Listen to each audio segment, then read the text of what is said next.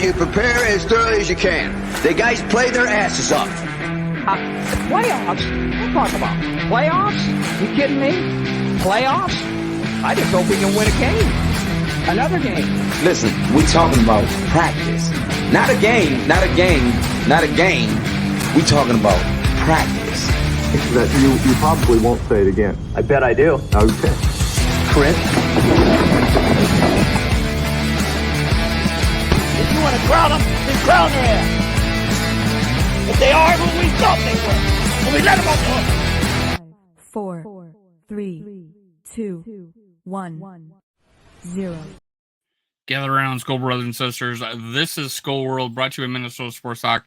I'm your host, Dave. You can find me on Twitter, TikTok, and Facebook at Skull World. Make sure you hit subscribe, leave a comment. Tell me what you think about the rookie mini camp and the reaction I have to an article by an ESPN writer, Kevin Seifert.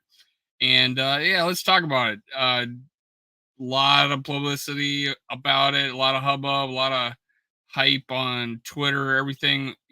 People are getting a little defensive. Like if you say anything bad on the QB, you're gonna hear from me. And I got that a little bit on Twitter, but honestly, and in my comments, but honestly, I think I had a pretty positive video. I completely understand it's the first practice ever. And I think most people do. I don't think anybody's judging JJ McCarthy on his first day.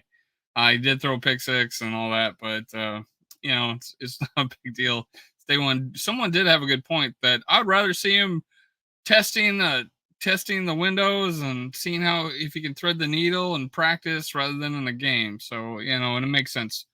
But let's dive into an article that Kevin Seifert put out there. There we go. This is by Kevin Seifert, ESPN staff writer. He basically follows the Vikings. You know him. Egan, Minnesota practice was long over Friday afternoon when quarterback JJ McCarthy started running gassers across the field. The assumption was that McCarthy was working his way back into shape after an exhausting pre-draft process that ended with the Minnesota Vikings selecting him number 10 overall.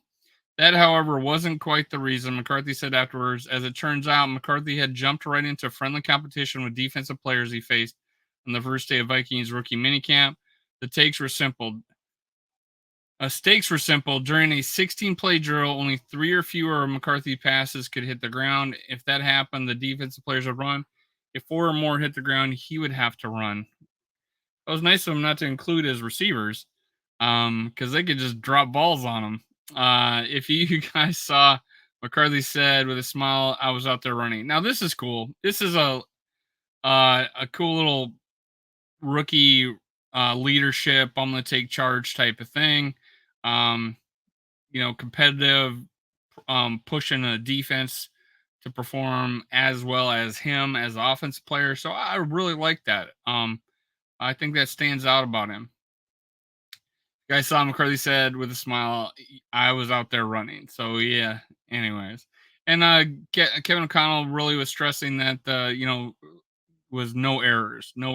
And even though he had 4 or more hit the ground in that drill, Kevin O'Connell said it was a pretty good practice. Despite a few incompletions and 1 interceptions during 7-on-7 drills, McCarthy's first day in a Vikings uniform went smoothly. It was not by accident. He had been immersed in their scheme since before the draft. During a private workout with the Vikings officials early April, Coach Kevin O'Connell went through portions of his day one install as a way to gauge McCarthy's schematic aptitude. Again, Kevin O'Connell, my forever coach, I hope.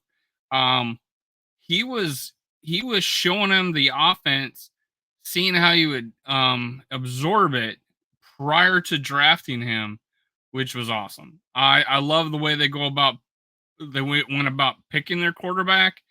I know he was one of the top guys they were looking at. I think they liked all 4 of the top 4 quarterbacks. I think they liked all 6. Honestly, I think the Vikings liked all 6, and I think they were pretty. They wanted Drake May. But I think at the right cost, but it wasn't there. JJ McCarthy, I think, was 1B, choice for them, and they didn't have to give up as much. So that's why they were comfortable doing it. But they liked him so much, and this is the key here. They liked him so much they didn't want to risk him dropping one more spot to them. That's what shows me they loved McCarthy, is that they were willing to give up a 4th and a 5th round pick to move up one spot. I mean, one of those picks, okay. 2 of those picks, I love them. That's why I think that's where I'm coming from there. Since then, he was participating in series. Here. Here we go. Since then, he was participating in a series of video calls with coaches and walked onto the field Friday with far less nerves than he otherwise would have had. So yeah, he's already prepared. He's already prepared, and he didn't have as many jitters because he was already knowing what to do. Didn't feel like my first day, he said. I've been going over the offense for a long time now, so being able to go out there and perform and execute, that's new. But it was nothing that was overwhelming or too much. This also tells me there's a chance this guy might be able to start week 1 because they were already preparing him for this. They gave him a head start. Not that they wouldn't any other player, but again, he feels like it wasn't day 1. That's great. That's good news for me. O'Connell and general manager Kwesi Adolfo-Mensah have spoken often about their plans to create an intentional and methodical development program for McCarthy.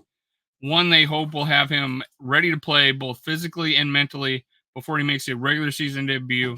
It is fully expected that veteran Sam Darnold will be taking first team reps when veterans begin football activities next week. But O'Connell did make the point to note that McCarthy's recall of their previous schematic work jumped out right away. Good news.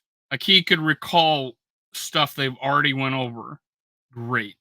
McCarthy landed Thursday in Minnesota for initial meetings with coaches on Friday morning. O'Connell said McCarthy walked through plays on his own to prepare for the afternoon practice. Awesome. And not because anybody told him to, O'Connell said, but he's trying to have the best possible day that he can today and then try to do the same thing tomorrow.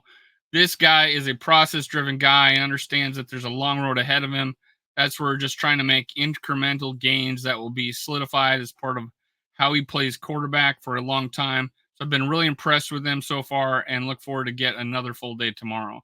McCarthy spent much of practice in close proximity to new quarterbacks coach Josh McCown, who offered feedback after nearly every throw, particularly emphasizing the tweak the team has made in McCarthy's footwork. At one point, they raced each other from a drill to the next. Then after McCarthy threw a pass toward the sideline, McCown told him the story of an interception he himself threw on the route in 2015 when he was Cleveland Broncos quarterback Aqib Talib returned it for a touchdown. It helps so much because he had that experience in those NFL scars. McCarthy said that's a far throw. He's talking about his process and going back to his mistake he made against Aqib Talib. And chasing him down to the end zone is like learning from his mistakes, and he's so vocal about it. It's just invaluable and really appreciate it. So that's one of the things. McCown, I love my broken headphones. They're totally broken now. I got to get new ones. No super glue is going to fix this. All right. So love it. The relationship, you got 2 ex-NFL quarterbacks, both didn't make it as longtime starters, let's say, but I would say McCown probably had a longer career than Kevin O'Connell. But they can go back and talk about their mistakes, and McCown can, especially since he played a little bit more than Kevin O'Connell did. I like it. I love it. Want some more of it. JJ McCarthy's got it, man. He's got that business sense down about him. He's got the retention they're talking about, and that is huge. I think to play quarterback in the NFL, and after interviewing Kyle Sloter, find out how intelligent he is, you can, if he has that kind of intelligence, like I guess Sean Mannion, Sloter pointed out, or a Kirk Cousins and Josh McCown, Kevin O'Connell, that kind of intelligence, and it sounds like he does. And work ethic, I think we're going to be I think we're going to see McCarthy wearing number 9 and purple for a very long time. Cue the music. You prepare as thoroughly as you can. The guys play their asses off. Playoffs? What are you talking about? Playoffs? You kidding me? Playoffs? I just hope we can win a game. Another game. Listen, we're talking about practice. Not a game, not a game, not a game. We're talking about practice. That you probably won't say it again. I bet I do. Okay. Chris? If you want to crown them, then crown their ass. But they are who we thought they were. And we let them off the hook.